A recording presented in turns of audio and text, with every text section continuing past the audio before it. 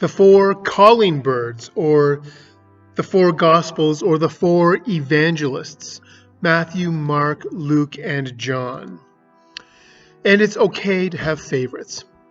If I were honest, I would say that I'm glad that we are out of year A, the year of Matthew, and we are now in year B, the year of Mark, with a smattering of John thrown in, since Mark is so short. For that I am grateful. Matthew's Jesus was getting under my skin. He is argumentative. He gives with one hand and he takes away with the other. This means that he starts off giving such a gracious, hope-filled message, and then he finishes off the story with some serious and painful judgment. Jesus, well, he has Matthew's fingerprints smeared all over him. I like Luke more than Matthew. Luke's Jesus has a strong social conscience. He cares for the most economically vulnerable in his community, and he has some strong words for those who take advantage of poor people in order to get rich. Luke's Jesus is an activist who calls out bad behavior that exploits the disadvantaged. And then there's Mark's ADHD Jesus, the Jesus who can't sit still. He talks in short sentences and is always looking around the next corner.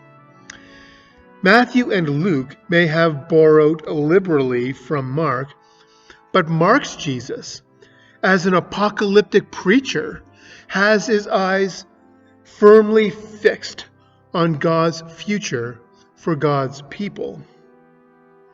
And lastly, there is John.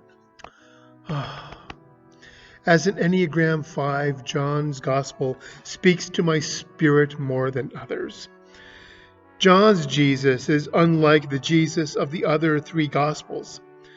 John's Jesus is a philosopher as much as he is a wisdom teacher.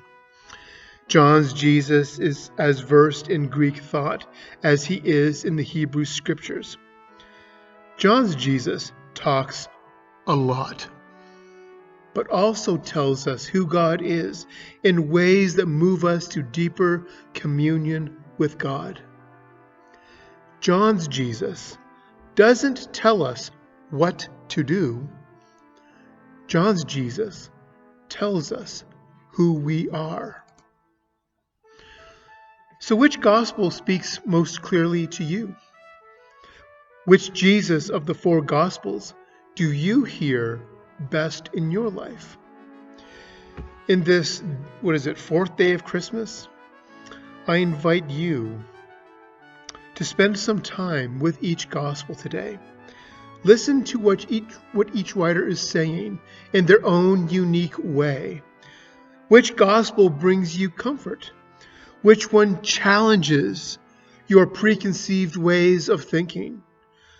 Which one helps you grow more fully into who God has created you to be?